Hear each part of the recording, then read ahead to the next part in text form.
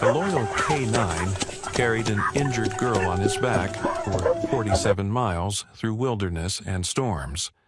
But what he exposed at the end of that journey didn't just save her. It shook the entire nation. Before we continue, leave a comment below and tell us where you're watching from. Enjoy the story. The desert was a strange kind of silence.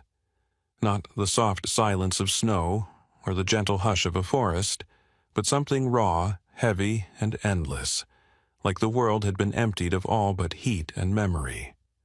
Out in Joshua Tree, the late afternoon sun baked the earth until the air itself shimmered. The jagged silhouettes of yucca trees stood frozen against a horizon that looked as though it might break apart under the weight of so much light. Ethan Ross had walked these trails for years, his boots carving into the sand and stone, his face weathered by sun and wind.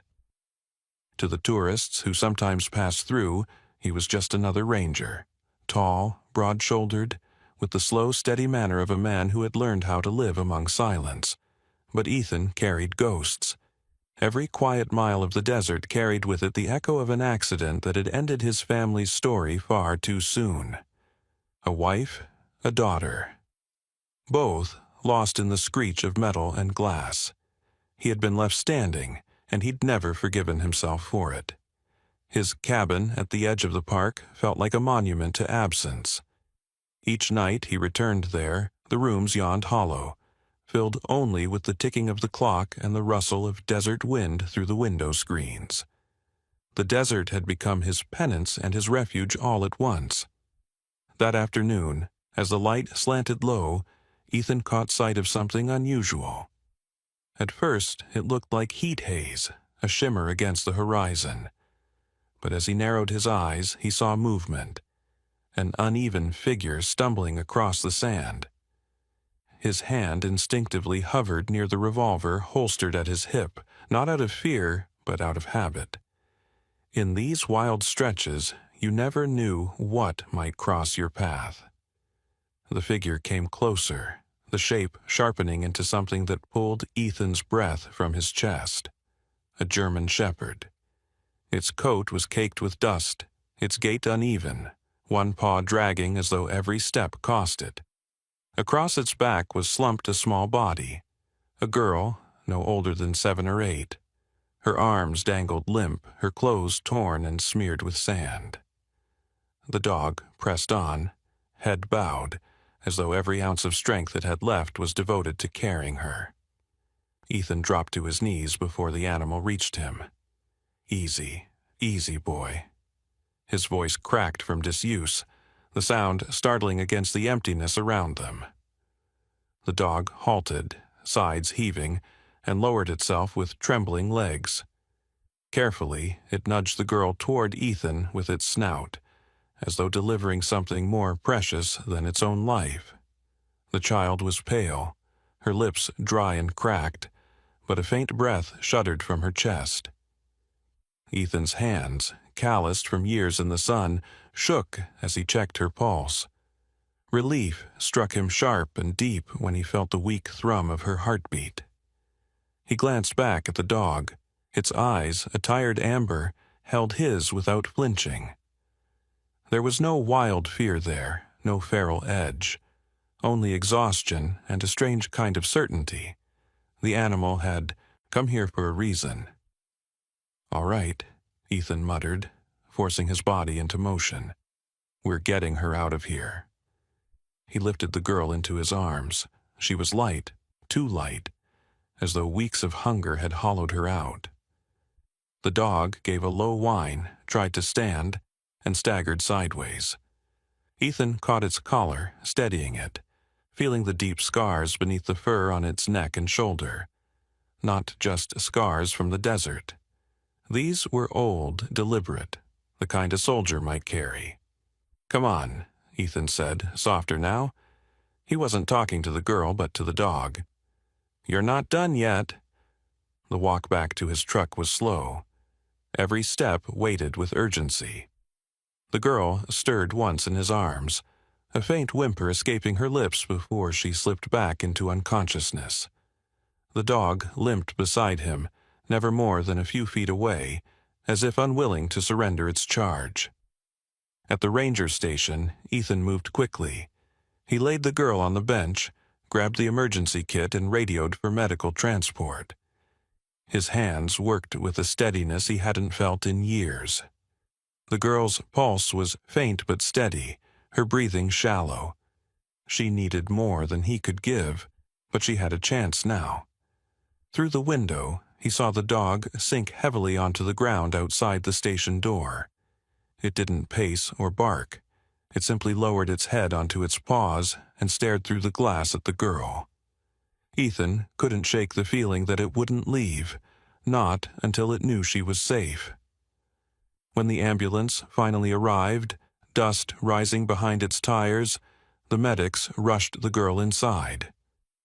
Ethan stayed back, watching, listening to the brief flurry of medical jargon he half understood. The dog rose, limped forward, and tried to climb into the vehicle after her.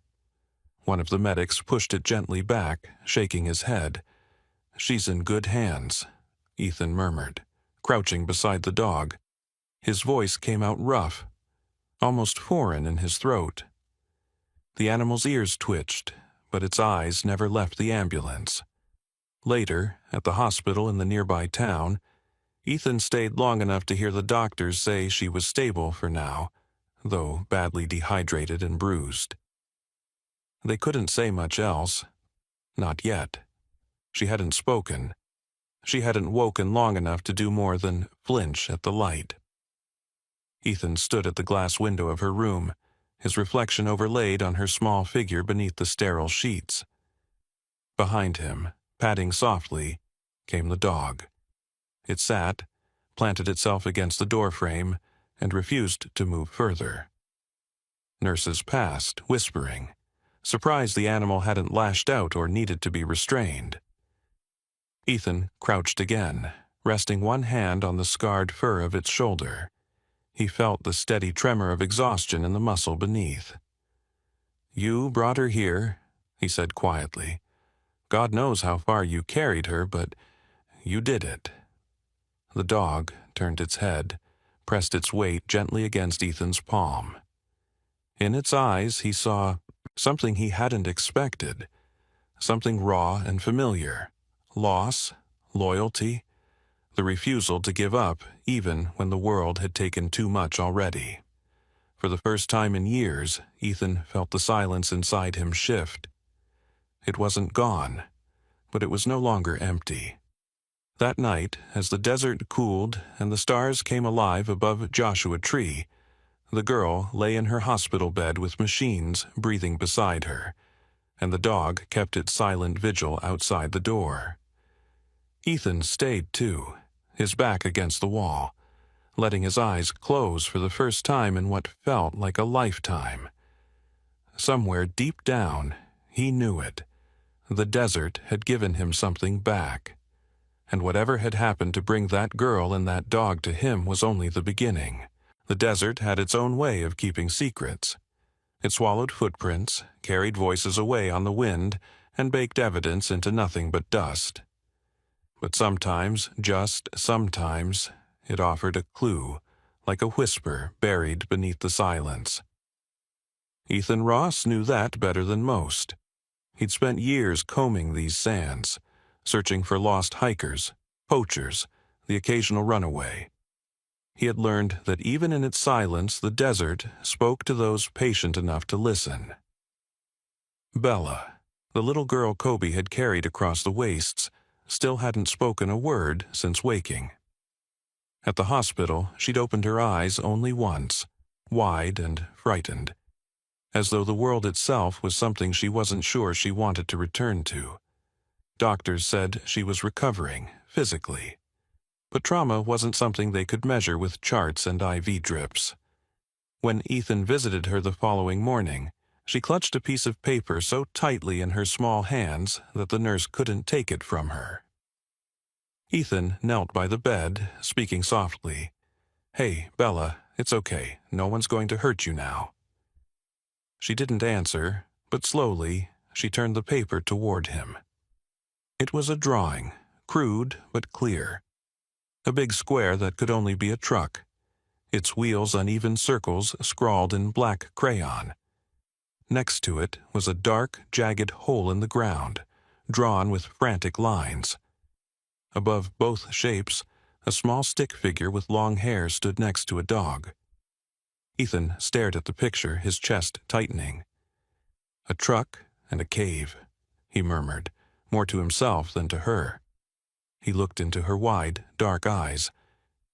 "Is that where you came from?" Bella didn't nod.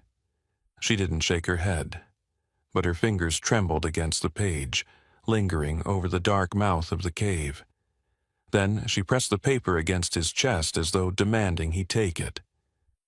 Kobe was there too, lying in the hallway just outside her door, his head on his paws but his eyes fixed on her. Ethan walked out with the drawing, crouched down, and held it where the dog could see. "You know something, don't you, boy? You know where this is." The German shepherd's ears twitched, and for the first time since Ethan had seen him, Kobe stood without wavering. He pressed his nose against the page, then lifted his head toward the window, toward the endless sprawl of the desert beyond. That was all Ethan needed. The next morning, Ethan strapped on his field gear. Canteens, compass, radio, survival kit. He loaded Kobe into the cab of his dusty Ford pickup, though the dog insisted on sitting upright, eyes forward, like he was the one giving directions. The sky burned pale blue, the kind of sky that meant heat would come quick. They drove out past the tourist trails, down the service roads, into places where the park maps ended. At one point, Ethan pulled over, cut the engine, and let Kobe down. The dog lowered his nose to the sand, sniffing, circling, before setting off with surprising speed for an animal still carrying wounds. Ethan followed, the weight of the desert pressing on him, each step crunching into the dry crust of earth. Hours passed, the heat shimmering. The only sound their footsteps and the faint rattle of wind across stone. Ethan spoke sometimes, half to himself, half to the dog. "You know, I used to walk out here with my little girl. She loved the quiet, said it made the whole world feel like a secret." He paused, throat tightening. She'd be about Bella's age now. Kobe didn't slow. His pace was steady, his body a taut line of focus, like he carried Ethan's words the way he carried Bella, without complaint, without hesitation. By late afternoon, they reached a rise of sandstone. Beyond it, the land dipped into a cluster of caves, their mouths black against the orange glare of the sun. Kobe stopped at the edge, hackles rising. His ears swiveled forward, his body rigid. Ethan dropped into a crouch, scanning the shadows. "Something's down there," he whispered. They moved carefully, each footstep deliberate. The cave smelled faintly of oil, smoke, and something sour underneath, something human. Ethan's chest tightened as his flashlight beam slid across the walls, and then he saw it. Small handprints smeared in dirt, etched along the stone like the desperate markings of children who had tried to make themselves known. Further inside, they found the remnants of an old mattress, its fabric stained and torn, a child's shoe, a piece of ribbon. Ethan's pulse hammered. "God," he breathed. Kobe nosed at a corner of the cave, pawing at loose rocks. Ethan pulled them back, and his fingers struck something hard. Hidden in a small crevice was a wooden box, weathered but intact. With shaking hands, Ethan opened it. Inside were photographs. Children, all different, staring into the camera with vacant expressions. Beneath the photos were journals, pages filled with dates, names, and notes written in a precise, deliberate hand. One name leapt out at him: Senator Richard Maxwell. Ethan felt his stomach drop. Maxwell was a respected figure in California politics, a man whose face had been on billboards promising reform, protection, hope. If his name was tied to this, Ethan swallowed hard. This wasn't just a crime. This was a network, powerful enough to bury anyone who came too close. Kobe gave a sharp bark, startling Ethan back to the present. The dog's eyes glinted in the beam of the flashlight, and Ethan realized he was trembling. He shoved the box into his pack, zipped it tight. "All right, boy," he whispered, voice firming with resolve. "We've got to get this out. We've got to get her story out. No one else can know until we're safe." Kobe's ears flicked, but he didn't move until Ethan did. Together, they stepped back into the dying light of day, the cave swallowing its secrets behind them. As they hiked back toward the truck, Ethan glanced down at the dog walking beside him. "You carried her 47 miles through this desert. I don't know how, but you did. Guess it's my turn to carry something now." His hand brushed the strap of the pack with the box inside. "This is going to shake the ground under all of us, isn't it?" The dog didn't answer, of course, but the way Kobe looked up at him, steady and unblinking, was enough. The desert had given them a map, drawn not in ink but in scars, dust, and silence, and Ethan knew the path ahead would be darker than anything he'd faced before. The desert night was cold in a way that bit deeper than the heat of day ever could. Ethan Ross trudged across the sand, his boots dragging through the dunes, the wooden box heavy in his pack. The names and photographs inside it felt like they were burning holes through the fabric. Every few minutes, he caught himself glancing over his shoulder, not because of coyotes or rattlers, but because of something else. A weight in his gut that whispered you're being watched. Kobe padded silently at his side. Even with his limp, the dog moved with uncanny grace, ears twitching, nose lifted to catch scents on the wind. Ethan had come to trust those instincts more than his own. He kept his flashlight beam low, careful not to spill too much light into the open night. The desert was vast, but secrets had a way of drawing predators out. The plan was simple. Get back to the ranger station, call it in, lock the evidence down before anyone could silence it. But nothing in Ethan's life had been simple. Not since the accident that had taken his wife and little girl. Not since he'd started carrying ghosts around in his chest like stones he couldn't put down. Halfway to the truck, Kobe stiffened. A low growl rolled from his throat, his eyes fixed on the ridge ahead. Ethan froze, dropped into a crouch, hand on his sidearm. Then came a voice, steady, familiar, cutting through the night air. "Easy, Ross, it's just me." Ethan squinted up at the ridge. The figure stepped forward into the pale wash of moonlight. Broad-shouldered, uniform dusty but intact. Rifle slung easy across his chest. Ranger Thomas Miller. Ethan's partner of nearly 10 years. A man who'd once pulled him out of a canyon after a rock slide nearly buried him alive. Relief pricked at Ethan, but unease quickly followed. "Miller? What the hell are you doing out here this late?" Miller grinned, that same easy smile Ethan had seen 1,000 times. "Got your radio call. Thought you could use backup." Ethan frowned. He hadn't radioed anyone. He'd left the station without a word, too wary to risk interception. His hand tightened on the grip of his pistol. "Strange. Don't recall saying a damn thing." Miller's smile faltered for just a breath, then returned. He slung the rifle off his shoulder, not aiming it, just letting it rest. Casual, like a snake coiled in tall grass. "You found something in that cave, didn't you?" Ethan's stomach sank. His mouth went dry. "What do you know about that cave?" Silence stretched between them. Then Miller's tone dropped the act, his voice flat as stone. "I know you shouldn't have gone there. I know you've got something in that pack that doesn't belong to you.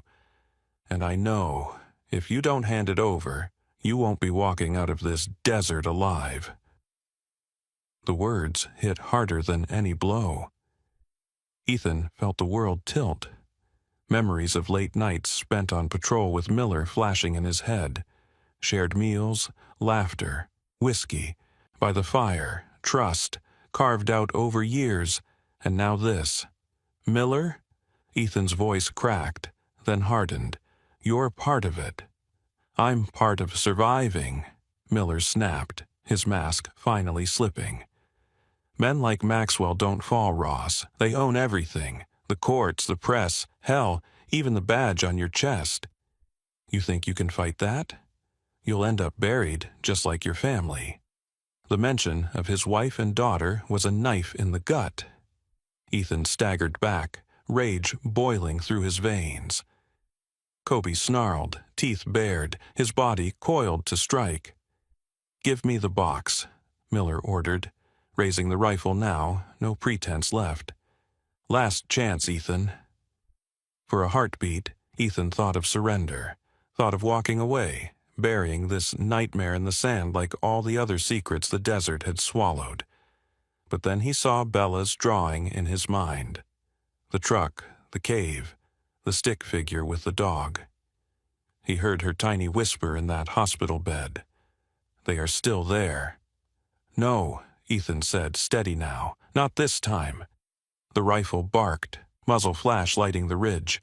Ethan dove, sand exploding where he'd been. Kobe launched forward like a bullet, slamming into Miller with a force that sent both man and dog tumbling. The rifle went off again, echoing like thunder through the canyon. A yelp split the night. "Kobe!" Ethan roared, heart seizing. The dog hit the ground hard, rolling, but he'd bitten deep into Miller's arm. Blood spattered the sand as Miller cursed, shoving the animal off. The rifle clattered away. Ethan charged, fists clenched, slamming into Miller with years of fury and betrayal behind the blow. They grappled, both men grunting, sand grinding into their skin. Miller's eyes were wild, desperate, but full of conviction. "You don't get it, Ross. This isn't about you. This is bigger than all of us." Ethan's fist crashed into his jaw. "No, Miller, it's about them. The kids, always was." They rolled again, Miller snatching a knife from his belt. The blade gleamed in the moonlight as he drove it down. Ethan caught his wrist, muscles straining, the edge of the knife inches from his throat. His vision swam. He couldn't hold it. Then Kobe was there again. Even bleeding, limping, the dog hurled himself between them. His teeth sank into Miller's leg, dragging him off balance. Ethan twisted, tore the knife from his grip, and sent it spinning into the sand. Miller went down hard, Ethan pinning him with the weight of every broken promise between them. For a moment, neither moved, breath ragged, blood dripping into the dirt. Then headlights flared on the horizon, a truck bouncing across the sand, moving fast. Ethan's heart dropped. Reinforcements. Miller laughed, bitter and hoarse. "You're already too late. They'll erase everything. You, that dog, the girl, gone, just like she was." Ethan's vision went red. He slammed Miller into the ground again, teeth clenched. But Kobe staggered into him, pressing his body against Ethan's, grounding him. The dog's eyes met his, steady despite the blood matting his fur. Ethan felt the choice hammering at him. Finish Miller, or take Kobe and the evidence and run. He looked at the dog, at the loyalty written in every line of that battered body. And he knew. He shoved Miller aside, grabbed the pack, and hauled Kobe into his arms. "Come on, boy, we're not done yet." The truck's engine roared closer. Sand kicked up in clouds. Ethan sprinted into the night, the box clutched tight, Kobe's weight against him. Behind him, Miller's laughter carried on the wind, cruel and hollow, swallowed by the desert. Ethan didn't stop. couldn't stop, because Bella's whisper echoed louder than the gunfire, louder than the betrayal, louder than the ghosts that chased him. They are still there. The desert air was still trembling from the echo of gunfire when Ethan stumbled into the mouth of the cave again, Kobe's weight heavy against his side. The dog's fur was slick with blood, but his eyes were still burning, alive, unwilling to let go. Ethan set him down gently, pressing a hand against the wound, whispering through clenched teeth, "Stay with me, buddy, just a little longer."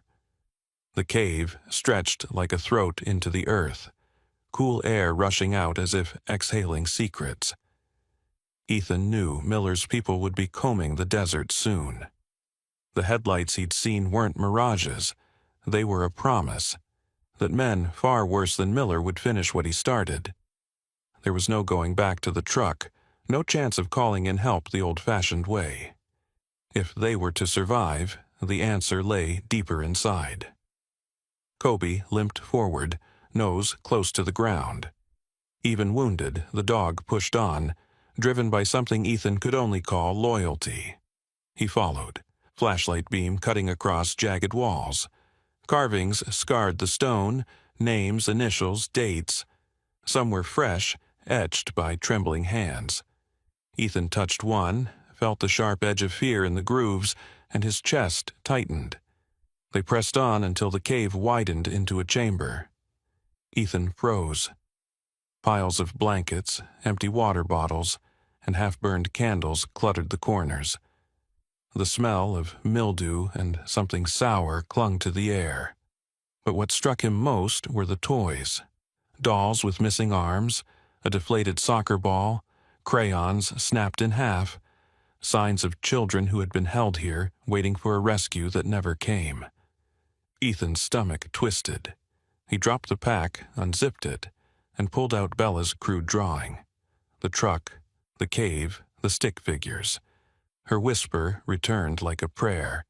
They are still there. He shoved the picture back into his pocket, jaw tightening. We're not too late. Kobe whined low, pawing at a corner of the chamber. Ethan followed the sound and found a narrow crack in the rock. At first glance it looked too small, but as he leaned in, a gust of air brushed his face. Fresh, sharp, alive with the scent of sagebrush and rain. An exit. Good boy, Ethan whispered, stroking Kobe's ear. You just found us a way out. But behind them, the sound of footsteps began to echo. Voices, hard and impatient, bounced off the walls. They were closing in. Ethan snatched the rifle Miller had dropped, slammed a fresh magazine in, and positioned himself between the voices and Kobe. The dog pressed close to his leg, teeth bared despite the wound. The first figure appeared in the beam of his flashlight. Ethan didn't hesitate. The rifle kicked against his shoulder, the man crumpled, and chaos erupted. Bullets sparked against the walls, the cave ringing like a drum. Ethan shoved Kobe toward the crack. Go! Crawl! Kobe wriggled through, growling low, then vanished into the shadows beyond. Ethan ducked behind a slab of rock, firing back in short bursts, buying himself seconds. One shot tore his sleeve, grazing his arm, but he gritted his teeth and kept moving. With a final dash, he squeezed into the narrow gap, scraping skin and bruising ribs until he spilled into the night air. Outside, the desert stretched wide and merciless, but freedom had never looked so raw. Kobe stood a few feet ahead, swaying but upright, ears cocked. Ethan knelt beside him, chest heaving, and scanned the horizon. In the distance, faint as a star, was the blinking light of a radio tower. That's our ticket, he muttered. They staggered toward it, each step a war. Ethan's arm throbbed. Kobe's limp grew worse, but neither stopped. Behind them, shouts spilled from the cave as more men emerged. Headlights flared again, bouncing across the sand like wolves' eyes. Ethan pressed the transmit button on his emergency beacon. Static hissed, then a voice crackled through. garbled but alive. "Copy? Location?" "This is Ranger Ethan Ross," he barked, voice raw. "I've got evidence of child trafficking, hostiles in pursuit, need immediate extraction near Black Hollow Ridge. I've got a child survivor and a wounded K-9. Do you copy?" The line snapped, then steadied. "Copy that, Ross. Hold position. Task force inbound." Relief slammed into him like a wave, but there was no time to savor it. Engines roared closer.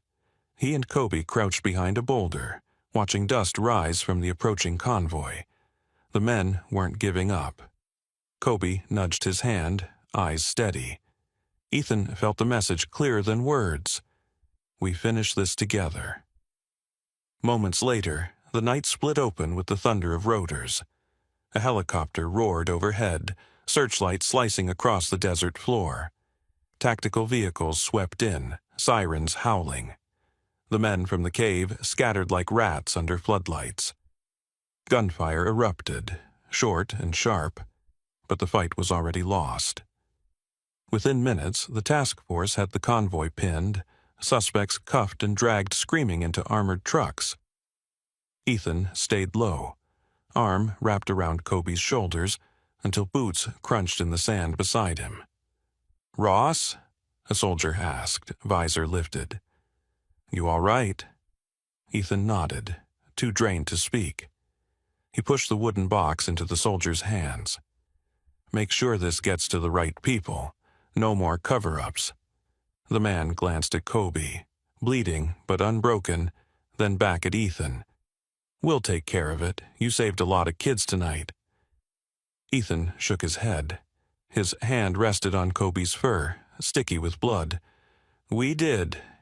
The desert was chaos. Sirens, shouts, floodlights blazing against the sand. But Ethan only saw Kobe, only felt the steady rise and fall of his ribs against his palm. Against all odds, they had made it out.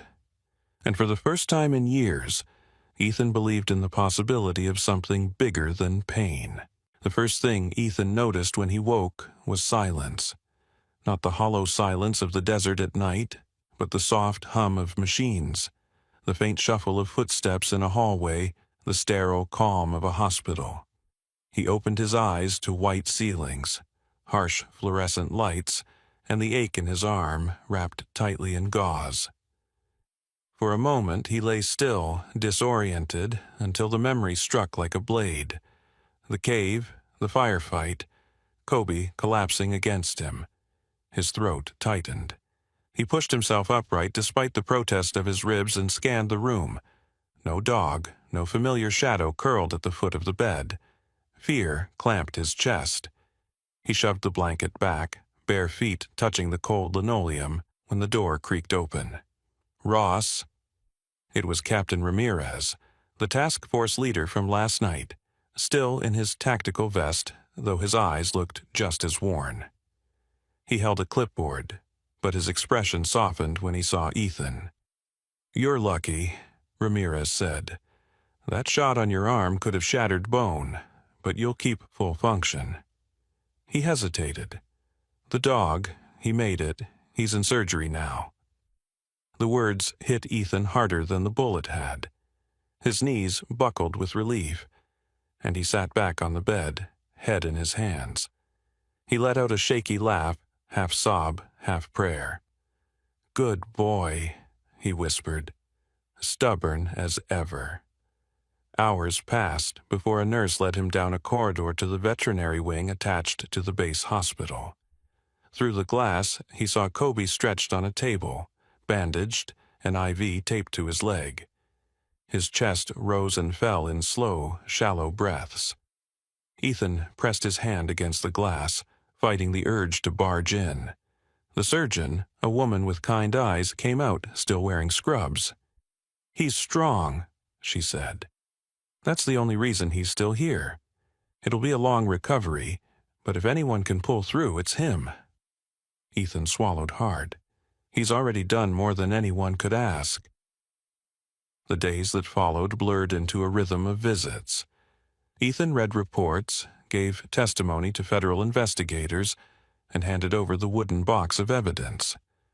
The names in those files shook Washington to its core. News anchors spoke in breathless tones. Senators denied and deflected, but the truth could no longer be buried. For once, the nation looked past partisan noise and saw children who had been stolen, families broken, trust betrayed. But Ethan's world narrowed to Kobe. Every evening he sat by the kennel, hand resting through the bars, voice low and steady. He told stories about hikes through the Mojave, about his daughter's laughter when she used to chase fireflies in the yard, about the nights he thought he'd never make it out alive. Kobe listened in silence, eyelids heavy but ears twitching at the sound of his name. On the 7th morning, Kobe pushed himself upright for the first time. His legs trembled, tail thumped once against the bedding. Ethan felt tears sting his eyes. "There you are," he whispered. "Knew you wouldn't quit on me." Bella's reunion came days later. Her parents arrived, faces streaked with tears, arms open wide. The little girl clung to them, her voice returning in hiccuped sobs. Before they left, she broke free and ran to Kobe, wrapping thin arms around his neck. "Thank you," she murmured, her cheek pressed against his fur. Kobe licked her hand gently, as if sealing a promise. Ethan looked away, jaw tight, overwhelmed by the rawness of it all. When the storm of press conferences and federal hearings finally settled, Ethan returned to Joshua Tree. He couldn't stomach the city lights or the politics. He needed the desert, its honesty and silence. One evening, he brought Kobe home. The dog limped a little, but his eyes were bright, his spirit unbroken. Ethan laid a fresh bowl of water down, then dropped to one knee and rested his forehead against Kobe's. "No more cages," he whispered. "No more battles alone. You're family now." In the weeks that followed, Ethan worked quietly to establish the Kobe Foundation, a fund to protect children and provide aid for survivors. The paperwork was tedious, the calls endless. But every time he faltered, he looked at Kobe, alive, breathing, scarred but whole, and found the strength to keep going. The desert offered its own kind of blessing. One morning, long before dawn, Ethan woke and stepped outside. The air was cool, still carrying a trace of night. He sat on the porch, Kobe lowering himself beside him, head against Ethan's leg. They watched together as the horizon shifted from black to gray to gold, the sun cresting the jagged mountains. For years, Ethan had dreaded mornings, each day another reminder of what he'd lost. But now, as the first rays touched the sand, he felt something stir inside him. Not the sharp ache of grief, but the quiet warmth of possibility. He looked down at Kobe, the dog who had carried a child 47 miles through hell, who had bled for him without hesitation. Ethan let out a breath that felt like release. "I found my way back," he said softly, "because of you." Kobe's tail swept once across the porch, a simple gesture, yet it felt like the closing of a circle. And there, under the endless sky of Joshua Tree, man and dog sat side by side, watching a new day rise, not as survivors but as a family.